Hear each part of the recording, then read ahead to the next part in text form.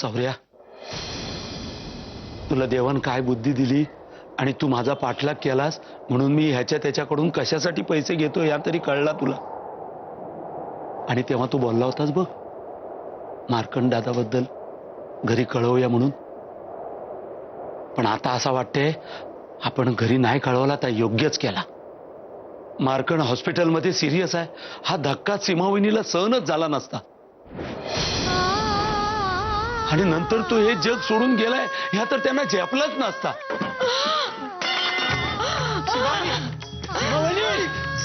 काय झाला? दादा लवकर या. काय झालं या? सौर्या माझा बोलणं ऐकला काय रे यांनी? अरे देवा काय. दादा गारवंडा. ए जुई, जुई, हे बघ मी काय आणले तुझ्यासाठी. जुई, लपलाय वाटतं कोणीतरी माझा आवाज ऐकून.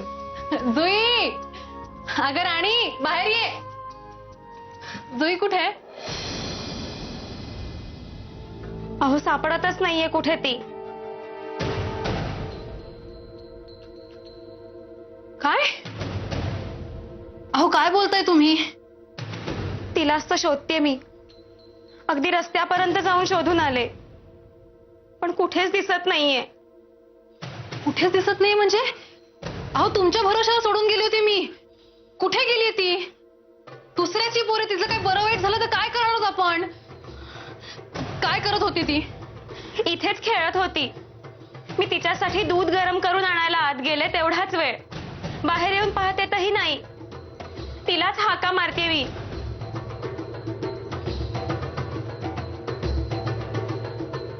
जुई, जुई,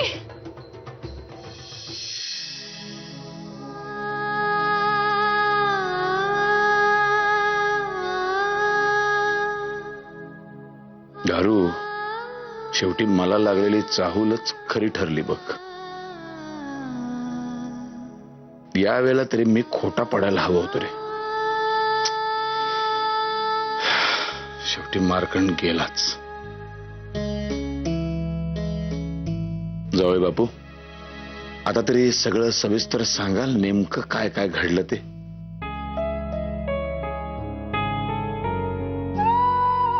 राणी दीक्षित प्रकरण तर तुम्हाला सगळ्यांना माहीतच आहे. हो, सीमालाही माहीत असून सुद्धा तिने हे स्वीकारलं होतं.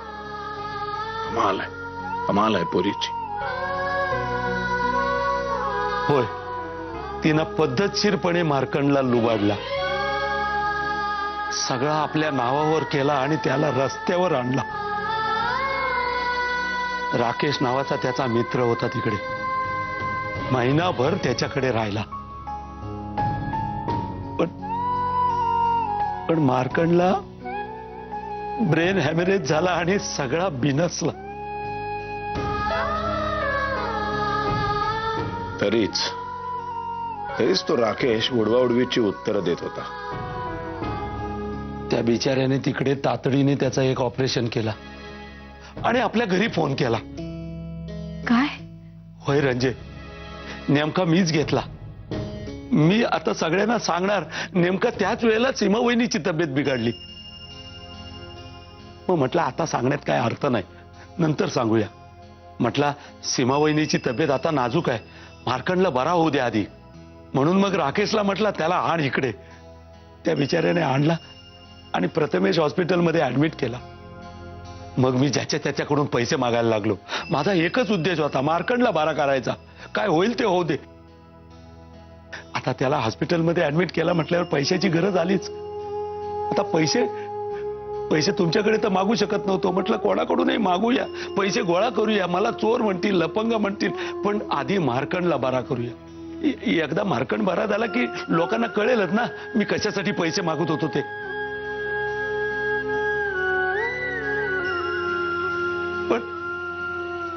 पण तो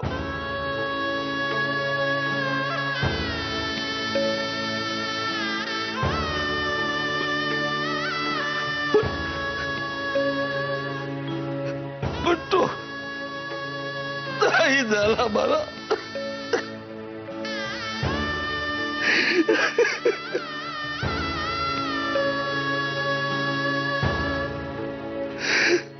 दादा दादा त्याच्या मृत्यूचा दुःख पण नाही करता आला हो.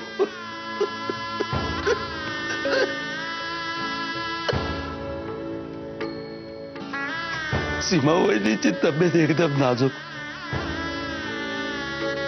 तरी पण आम्ही गारू अण्णांना फोन लावला तर कळला सीमा वहिनीची तब्येत बघून त्यांना पण चक्कर आली. कसे कसे एकमेकांचे बंद असतात बघा दादा. तिकडे मार्कंड अखेरचा श्वास घेत होता आणि इकडे सीमा वहिनीला घुसमटल्यासारखं झालं आणि चक्कर आली. माझी अवस्था एकदम बिकट झाली. तरी एक बरा झाला, माझ्या पाळतीवर असलेला सौरभ तिकडे आला आणि त्याला माझी अवस्था कळली. मला काय सुचेना, काय करू. असाच मार्कंडला जर घरी नेला तर सीमा वहिनीची ही अशी अवस्था. एक तर माणूस आपण आपला गमावून बसलोय, आता दुसरा पण नाही. मग आम्ही दोघांनी ठरवलं घरी नाही न्यायचा. काय होईल ते होते असा समजायचा. मार्कंडचा आफ्रिकेतच असा काहीतरी झालाय आणि आपल्याला माहित नाही.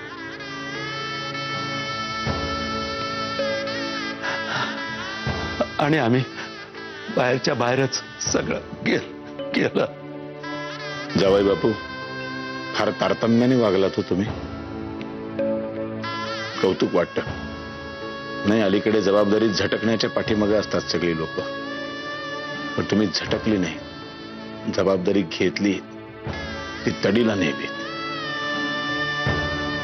पण दादा त्याचा काय उपयोग नाही झाला. सगळं हातातून निसटला ना. हे बघ, आपल्याला हातात जे आहे ना ते आपण करत राहायचं असतं. आपण आपले प्रयत्न 100% करायचे. बाकी जन्म मरण हे सगळं वरच्याच्या हातात आहे. त्यांनी वेळ काळ ठिकाण ठरवून दिलेलं आहे. ते येणारच. वेळ आली की आपण थांबवूही शकत नाही आणि वेळ आली नसेल तर आपण कोणाचा जीव घेऊही शकत नाही. तर तुम्ही जे काही केलंय ते योग्य केलं आणि या सौरभने सुद्धा तुम्हाला साथ दिली. अतिशय जबाबदारीने वागलाय माझा मुलगा. सौरभ बाळा, आता आणखीन एक जबाबदारी आहे तुझ्यावरती. या सीमावहिनीने तुला लहानाचं मोठं केलंय, तुझे लाड पुरवले. आता याच्या पुढच्या आयुष्यात तिला तुझीच साथ आहे, तुझाच आधार आहे.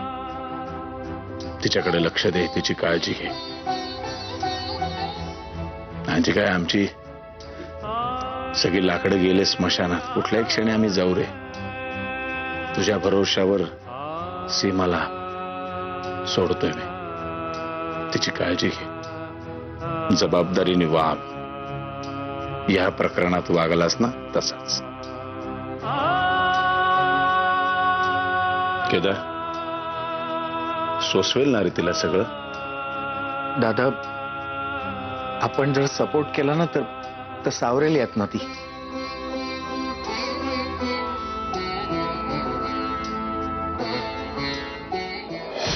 जुई, जुई, केदार, उड्या मार, उड्या मार. शाबास. जवळ ये,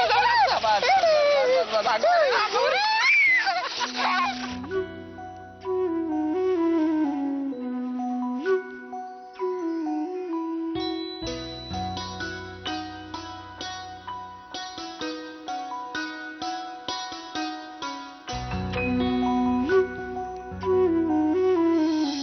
शाबास. आई मजा येते. तू पण खेळ ना. नाही तू खेळ तू. झालं.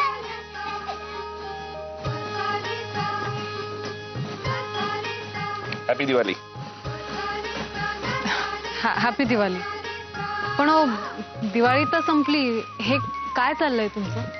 आमची दिवाळी क्रिसमस पर्यंत असते. ओ ओके. ऍक्च्युली ना जुई सापडत नव्हती, त्यामुळे मला खूप चिंता वाटायला लागली. पण इथे बघितल्यानंतर जरा बरं वाटलं. चांगलं आहे, पण हे असं रोज रोज नाही चालणार. म्हणजे त्या दिवशी मूड खराब होता माझा, म्हणून रुडली वागलो मी तिच्याशी.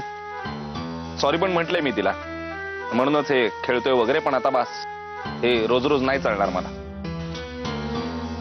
तुम्ही स्ट्रेट फॉरवर्ड असल्यासारखे दाखवता, पण व्हॉट डू मीन बाय दाखवता?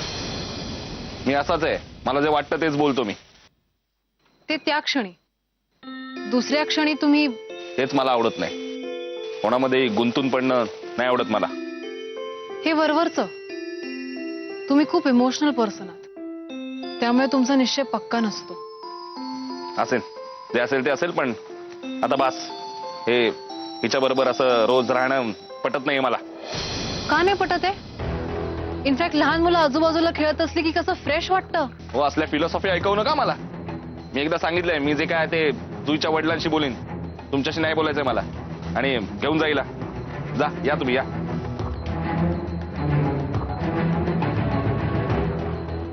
जुई, जुई घरी चल, इथे थांबायची काही गरज नाही. तू जा इथून, मला खेळायचं आणखी. जुई घरी चल. तू जा इथून. जुई, डिकोस्टा, डिकोस्टा, तुम्ही हिला सांगा ना. जुई, तुम्ही सांगा ना हिला इथून जायला. मला तुमच्या बरोबर आणखीन खेळायचंय. जा ना तू.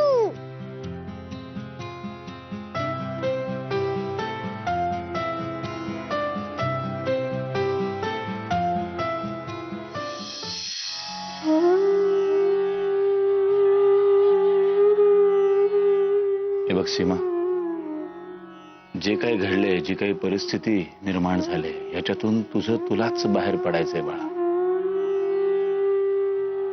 आम्ही सगळे तुझ्या बरोबर आहोत, पण फक्त बरोबर आहोत. आयुर्वेदाचार्य आहे मी. अनेक माणसांची मरण असं समोरून बघितलंय का? काय नाही, ऋणानुबंध असतात, जन्मोजन्मीचे फेरे असतात. त्या प्रत्येकाबरोबर तुझं काहीतरी नातं आहे. प्रत्येकाला तू काहीतरी देणं लागतेस, काहीतरी घेणं लागतेस. ते सगळे हिशेब चुकते करूनच इथून जायचंय आपल्याला. त्यातून सुटका नाहीये. मार्कंडचा तुझ्या आयुष्यात तेवढाच शेअर होता, तो संपला, तो गेला. एक वडिलकीच्या नात्याने मी फक्त बाळा एवढंच सांगू शकतो ग तुला, एक मॉरल सपोर्ट देण्यापलीकडे आम्ही दुसरं काहीच करू शकत नाही. आणि मग आयुष्य जगायचंच आहे की नाही आपल्याला, तर मग रडत कशासाठी जगायचं?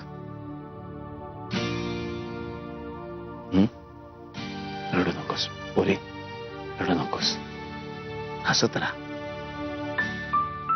तू रडलेली मार्कंडलाही आवडणार नाही आणि आम्हालाही आवडणार नाही.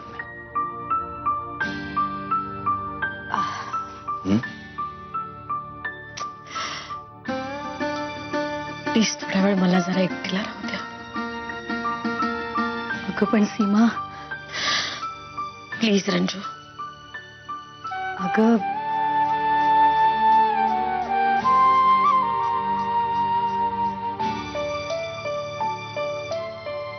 ठीक आहे, आम्ही आहोत बाहेर.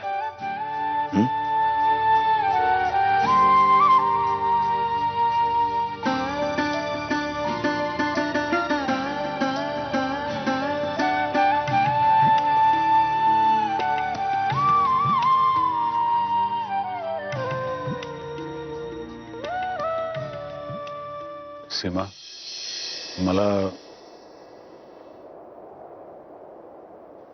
मान्य आहे सीमा, पूर्ण मान्य आहे मला की मी एक चांगला नवरा नाही होऊ शकलो.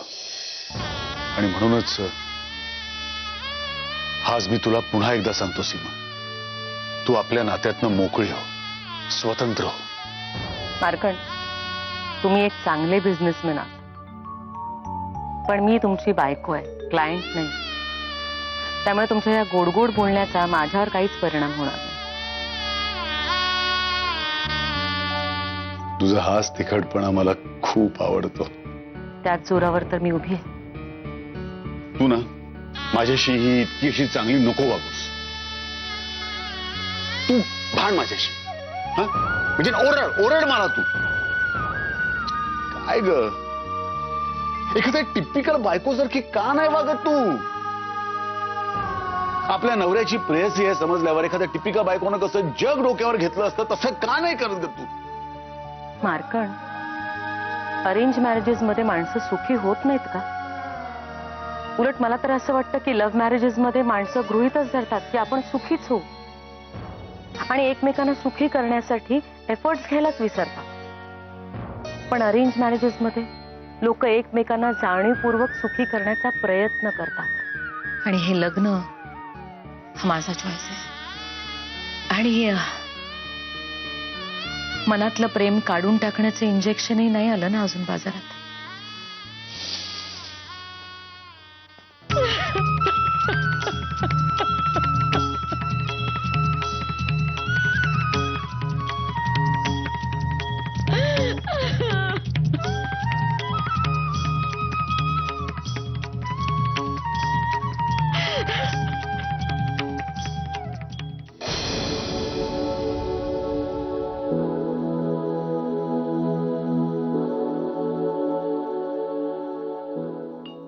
आमच्यासाठी तूच परमेश्वर बनून आला. ए काहीतरी काय, कमॉन यार. हे बघ, मी काही परमेश्वर वगैरे नाहीये. ओके, साधा माणूस आहे मी. रादर त्याच आगीत हातपाय मारणारा एक हळवा माणूस आहे बस.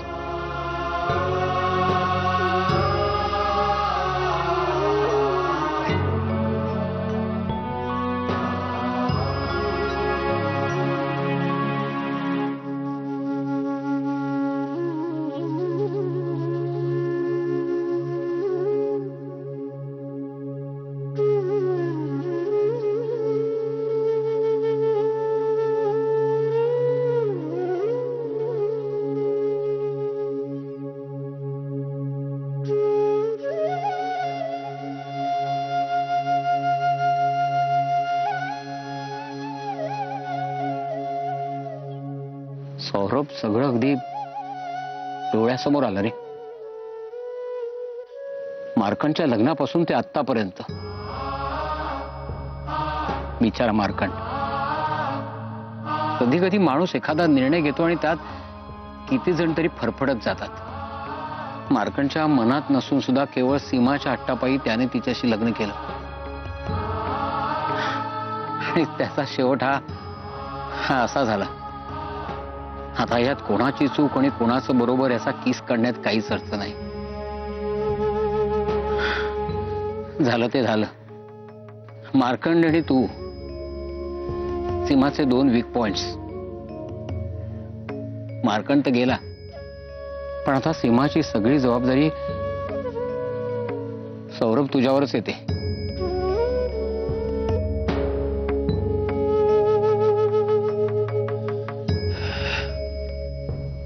मला माहितीये गारवंड, ती माझी वहिनी नाही, माझी आई आहे.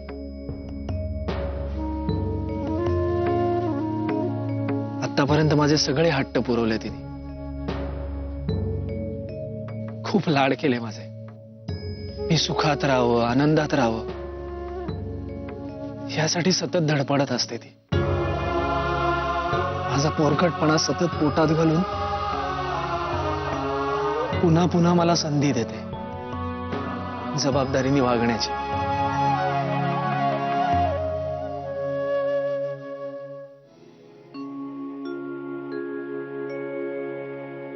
अण्णा, मार्कंड दादा गेल्यावर मला कळलं मी काय गमावलंय ते.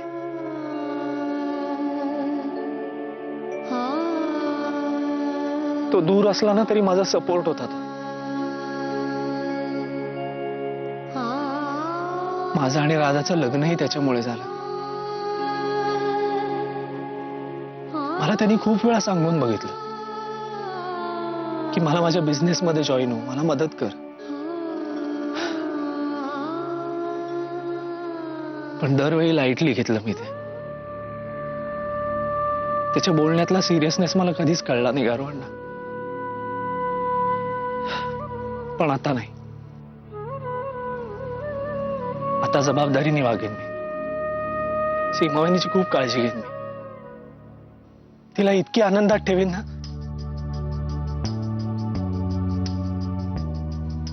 गारवांना कसं असतं ना, आपण आई वडिलांना नेहमी गृहीत धरून चालतो. अजाणतेपणे त्यांना खूप त्रास देतो आपण. पण ते गेल्यानंतर आपल्याला कळतं आपलं काय चुकलं ते.